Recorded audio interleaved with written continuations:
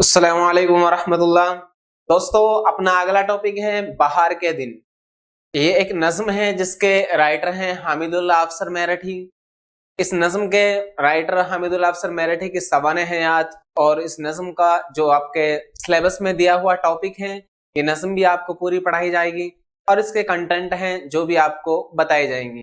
बहुत इंपॉर्टेंट सबक है, इससे रिलेटेड बहुत क्वेश्चंस बन जाते हैं और एग्जाम में भी आते रहते हैं। आइए देखते हैं। पहले हम पढ़ते हैं हामिदुल्लाह अफसर मेरठी साहब के बारे में कि हामिदुल्लाह अफसर मेरठी साहब कौन थे। देखिए, नज्म बहार के दिन, नज्म इसकी सिंफ है, राइटर हैं हामिदुल्लाह अफसर मेरठी।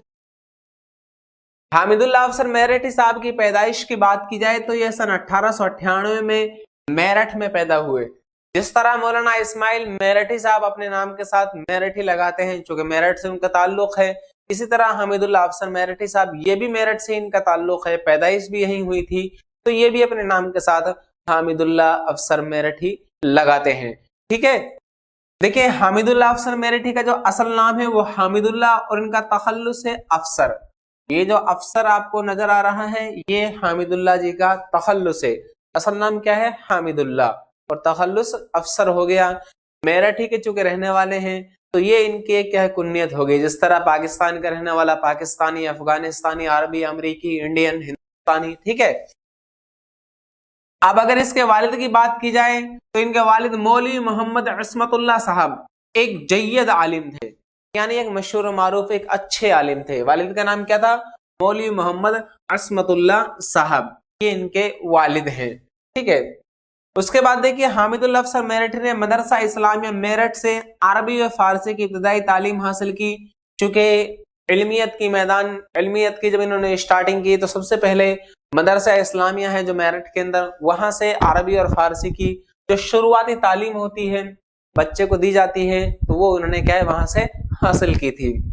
अंग्रेजी तालीम की जो इन्होंने स्टार्टिंग की थी हामिदुल्लाह जी ने, तो हासिल करने की गर्ज से ये 1913 में गवर्नमेंट हाई स्कूल मेरठ में 9वीं जमात में इन्होंने दाखिला लिया। अच्छे होशियार थे, स्टार्टिंग की तालीम इन्होंने पढ़ ली थी जो होती है इब्तदाई जमातों में पढ़ाई जाती है। ठीक है, उसके बाद 9th क्लास में एडमिशन लिया था गवर्नमेंट हाई स्कूल मेरठ में। कब? 1913 ईस्वी में। उसके बाद इन्होंने मेरठ से ही कब 1930 में मेरठ के कॉलेज से बीए किया, यानी जो ग्रेजुएशन की तालीम हासिल की इन्होंने बीए की वो 1930 में हासिल की मेरठ के कॉलेज से। ठीक है, अब जब इन्होंने ग्रेजुएशन कर लिया हामिदुल्लाह मेरठी जी ने, उसके बाद देखिए इन्होंने अलीगढ़ मुस्लिम यूनिवर्सिटी से एलएलबी के लिए दाखिला लिया, यानी एलएलबी करनी चाहिए। ठीक है, एडवोकेट वकालत का कोर्स के लिए एलएलबी का दाखिला कहाँ किया था इन्होंने? अलीगढ़ मुस्लिम यूनिवर्सिटी में। यहां से एलएलबी की तालीम हासिल करनी चाहिए। उसके बाद देखिए हामिदुल्लाह अफसर मेरठी जुबली कॉलेज लखनऊ में उर्दू के उस्ताद मुकर्रर हुए। बहुत ही इंपॉर्टेंट लाइन है, ये आपको अच्छे से याद रखनी है कि हामिदुल्लाह अफसर मेरठी किस कॉलेज में उर्दू के उस्ताद मुकर्रर हुए? तो जुबली कॉलेज लखनऊ में। या जुबली कॉलेज लखनऊ में किस अदब के उस्ताद मुकर्रर हुए? तो उर्दू अदब के। ठीक है, इस तरह क्वेश्चंस पूछे जाते हैं। उसके बाद देखिए ये जुबली कॉलेज लखनऊ में तरक्की पाकर वाइस प्रिंसिपल बनाए गए और 1950 में यहीं से इनकी मुलाजमत का जो सिस्टम था, यानी मुलाजमत को तर्क कर दिया, सबकदोश हो गए, छोड़ दिया, इस्तीफा दे दिया। ठीक है, कब? 1950 में। तो ये इनकी क्या इब्तदाई मुलाजमत वगैरह थी। उसके बाद इनकी तर्ज तहरीर का जो जमाना आता है, तर्ज तहरीर का जो एक सिलसिला आता है, तो हामिदुल्लाह अफसर मेरठी ने मौलाना इस्माइल मेरठी की तरह, जिस तरह मौलाना इस्माइल मेरठी ने बच्चों के लिए उर्दू की कुछ कहानियां लिखी, उर्दू की किताबें लिखी, पहली, दूसरी, तीसरी, चौथी, 5वीं किताबें, इसी तरह हामिदुल्लाह अफसर मेरठी ने इस्माइल मेरठी की तरह शायरी में बच्चों के लिए छोटी छोटी नज़में लिखी। क्या लिखी? छोटी छोटी नज़में। और ये इंपॉर्टेंट चीज है कि इन्होंने हामिदुल्लाह अफसर मेरठी जी ने बच्चों के लिए 16 किताबें लिखी। बच्चों के लिए कुल कितनी किताबें लिखी थी? 16 किताबें। ये इनके स्टार्टिंग है। उसके बाद देखिए हामिदुल्लाह अफसर मेरठी के मुतालिक जो क्वेश्चंस पूछे जाते हैं, तो वो बहुत सारे ऐसे क्वेश्चन हैं जो नेट तक के एग्जाम में भी आए हैं।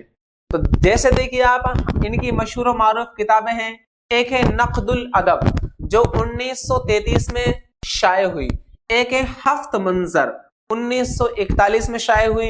एक किताब है तनकीदी उसूल और नजरिए, बहुत इंपॉर्टेंट किताब है, मशहूर किताब है, एग्जाम में आ चुकी है, तनकीदी उसूल और नजरिए। वैसे दिखने में किताब ऐसे लगती है जिस तरह क्या है सैयद एहतशाम हुसैन वगैरह की किताब हो, हालांकि ये किताब किसकी है? हामिदुल्लाह अफसर मेरठी की है। चूंकि उन्होंने क्या है तनकीद के ऊपर बहुत सारा लिखा है, तो ये किताब तनकीद वाली किसकी है? हामिदुल्लाह अफसर मेरठी। जोए रमा 1954 में, ये भी क्या है? हामिदुल्लाह अफसर मेरठी की किताब है। कि बच्चों के अफसर, ये तो उनके नाम से ही पता चल रहा है, तो किसकी है? हामिदुल्लाह अफसर मेरठी। इसी तरह आसमान का हमसाया, हक की आवाज, किताबों की जंग, लोहे की चप्पल, दरसी कुतुब, पयाम रूह, ये इनके बहुत मशहूर और मारूफ किताबें हैं। तो इन किताबों को कम से कम देखिए, तनकीदी उसूल और नजरी ये एग्जाम में आ चुकी है, ठीक है। इस तरह नकदुल अदब ये भी एग्जाम में पूछी जा चुकी है। ये इंपॉर्टेंट किताबें हैं, ये आपको अच्छे से याद रखनी है कि कौन सी किताब किसकी है। कम से कम किताबों के नाम और उनके राइटरों के नाम, अगर आपको सन्ने इशाअत याद है तो वो भी क्या है? सोने पे सुहागा है।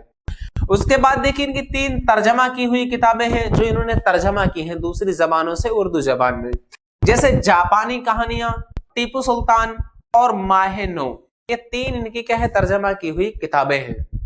तो ये इनकी तर्ज तहरीर हैं और इनके सवाने हैं याद। उसके बाद देखिए मौलाना हामिदुल्लाह मेरठी साहब का इंतकाल 1974 ईस्वी में लखनऊ में हुआ था।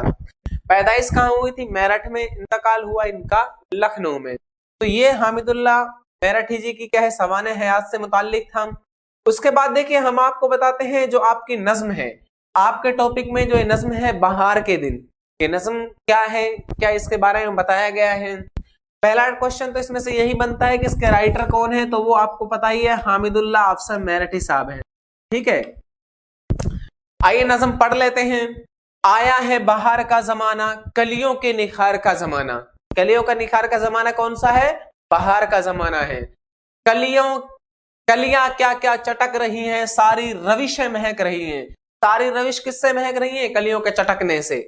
हल्की हल्की ये उनकी खुशबू, फैली हुई है चमन में हर सू, यानी कलियों की जो हल्की हल्की खुशबू है पूरे बाग में फैली हुई। चमन का माने यहाँ पर क्या है?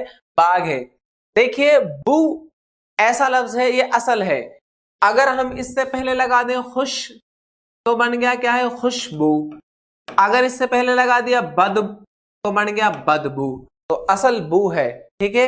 ये इससे पहले जो लगाए जाते हैं ये क्या होते हैं? साबका होते हैं।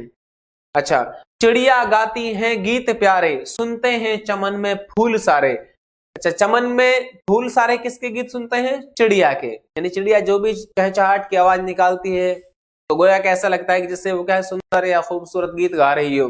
तो उसके गीतों को कौन सुनते हैं? चमन में सारे फूल सुनते हैं। शाखों का बना लिया है झूला, फूलों से लदा हुआ है झूला। तो झूला किससे लदा हुआ है? फूलों से। इस तरह के क्या है क्वेश्चन बनाए जाते हैं। कोपल हर एक है कैसी प्यारी, सब्जी में झलक रही है सुर्खी। देखिए ये इंपॉर्टेंट है, सब्जी में क्या झलक रही है सबक के मुताबिक। तो सब्जी हरा समझ के आप हरियाली ना कर दे, बल्कि सब्जी में सुर्खी झलक रही है, ठीक है। कितनी राहत फजा हवा है, गोया जन्नत का दर खुला है। यानी वो कह रहे हैं कि हवा इतनी खूबसूरत और इतनी बेहतरीन चल रही है, ऐसा लग रहा है जैसे जन्नत में से हवा आ रही हो और जन्नत का दर यानी दरवाजा खुला हुआ हो। तो कितनी राहत फजा हवा है, गोया के किसका दरवाजा खुला हुआ है?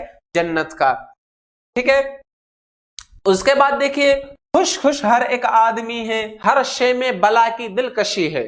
हर शे मतलब हर चीज में, यानी हर इंसान खुश खुश है, यानी बहुत खुश है, खुशो खुर्रम है, शादो आबाद है।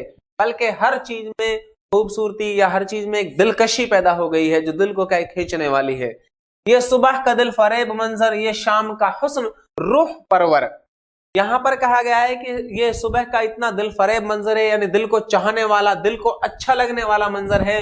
ये शाम का हुस्न कैसा है? रूह परवर है, यानी रूह को खुश करने वाला मंजर है, ठीक है। रूह परवर यानी रूह को खुश करने वाला, दिल फरेब यानी दिल को अच्छा लगने वाला, ठीक है। ये रात को चांदनी का आलम, अल्लाह दे बेखुदी का आलम, ठीक है। अल्लाह कैसा आलम दे? कैफियत, बेखुदी। या आलम का माने कई माने आते हैं, आलम के माने मंजर के भी आते हैं, आलम के माने दुनिया का भी आते हैं, आलम के माने कैफियत के भी आते हैं, ठीक है। कहते हैं ना भाई, एक तो होता है आलिम, एक होता है आलम, दोनों को एक ही जैसे लिखा जाता है। जैसे आपको लिख दे यहाँ पर, एक तो है ये एक ही तरह के वर्ड है अब एक तो आलम है, एक आलिम है। इसके माने दुनिया भी है, मंजर भी है, ठीक है, कैफियत भी है। और आलिम के माने होते हैं जानने वाले। तो ये आपको क्या है, किसी के ऊपर कोई मात्रा नहीं होती, ये सिर्फ कैसे आपको असबाक के एतबार से ये आप अपने हिसाब से पढ़ सकते हैं आराम से। ये रात को चांदनी का आलम, रात को जो चांदनी की कैफियत होती है, एक हालत होती है, जब चांदनी जब खिलती है रात में, अल्लाह दे बेखुदी, अल्लाह रे बेखुदी का आलम है। तो अल्लाह क्या मस्ती का, क्या खूबसूरती का, क्या है मजे का एक आलम होता है, एक जमाना होता है, ठीक है। कैसी दिलचस्प चांदनी है, चांदनी कैसी है, दिलचस्प। चादर एक नूर की तनी है, जब चांदनी रात में खिलती है तो ऐसा लगता है गोया कि एक नूर की, एक रोशनी की क्या है चादर तनी हो, जिससे क्या है पूरी दुनिया उसमें जगमगाए रहती है। हर दिल में उमंग किस कदर है, सब पर ही बहार का असर है। तो यहाँ पर बताया कि सब पर किस चीज का असर हो रहा है, बहार का असर हो रहा है। तो ये आपकी क्या है, एक नज्म है। इस नज्म के बाद जो इसके इंपॉर्टेंट क्वेश्चन है आप वो भी देख लीजिए। देखिए सबक बहार के दिन के मुसन्निफ कौन है, हामिदुल्लाह अफसर मेरठी। इसकी जो सिन्फ है वो क्या है, नज्म है। उसके बाद देखिए नज्म बहार के दिन के मुताबिक कलियों के निखार का जमाना कौन सा जमाना है, मौसम बहार का जमाना, कलियों के निखार का जमाना बताया गया है। उसके बाद देखिए सबक बहार के दिन के मुताबिक खुशबू से सारी रविश महक रही है। सारी रविशें किससे महक रही है, खुशबू से, ठीक है। इसी तरह देखिए सबक बहार के दिन के मुताबिक कलियों के चटकने की खुशबू चमन में हर तरफ फैली हुई है। किसमें, चमन में यानी बाग में। सबक बहार के दिन के मुताबिक चिड़िया के गीत चमन के सारे फूल सुनते हैं। कौन सुनते हैं, चमन के सारे फूल, यानी बाग के सारे जो फूल होते हैं, चिड़िया की चहचहाट यानी इनके खूबसूरत गीत वो सारे सुनते हैं। उसके बाद देखिए सबक में बताया गया है कि शाखों को झूला बना लिया है, यानी शाखों को क्या बना लिया है, झूला बना लिया है। उसके बाद देखिए सबक में बताया गया है कि सब्जी यानी हरियाली, सब्जी यानी हरियाली में क्या झलक रही है, सुर्खी झलक रही है। तो ये बहुत इंपॉर्टेंट है, सुर्खी। उसके बाद देखिए सबक बहार के दिन के मुताबिक हर शख्स खुश है और हर चीज में गजब की दिलकशी है। दिलकशी, देखिए दिलकशी का मतलब होता है दिल को खींचने वाली, यानी एक ऐसी उसके अंदर दिलकशी पैदा होगी जिसकी तरह हमारा दिल, हमारी चाहत खींची चली जाती है। इस तरह का एक माहौल हो गया है। सबक बहार के दिन के मुताबिक सुबह का मंजर दिल फरेब और शाम का हुस्न रूह परवर है। सुबह का मंजर कैसा बताया गया है, दिल फरेब यानी दिल को अच्छा लगने वाला, और शाम का मौसम कैसा बताया गया है सबक में, रूह परवर यानी रूह को खुश करने वाला, ठीक है, दोनों अलग अलग हैं। सबक बहार के दिन के मुताबिक रात को चांदनी के मंजर में मस्ती की कैफियत होती है। किसकी कैफियत होती है, मस्ती की कैफियत होती है। तो ये आपका एक सबक था, उसमें इसके इंपॉर्टेंट टॉपिक एक दो लाइन और भी हैं। जैसे देखिए सबक बहार के दिन के मुताबिक चांदनी को दिलचस्प बताया गया है। चांदनी को कैसा बताया गया है, दिलचस्प। जो कि चांद की जो चांदनी होती है वो ऐसा लगता है गोया कि नूर की चादर तनी हुई हो, यानी इसकी खूबसूरती एक अलग अलग क्या है नजर आती है, जिससे नूर की एक चादर सी तनी हुई नजर आती है। सबक बहार के दिन के मुताबिक सभी पर किस चीज का असर हो रहा है, मौसम बहार का असर सब पर हो रहा है। तो ये आपका सबक था बहार के दिन। जो इसमें सिलेक्टेड टॉपिक थे, आपको पूरी नज़्म भी पढ़ाई गई, राइटर के बारे में बताया गया, ठीक है। अस्सलामु अलैकुम व रहमतुल्लाह।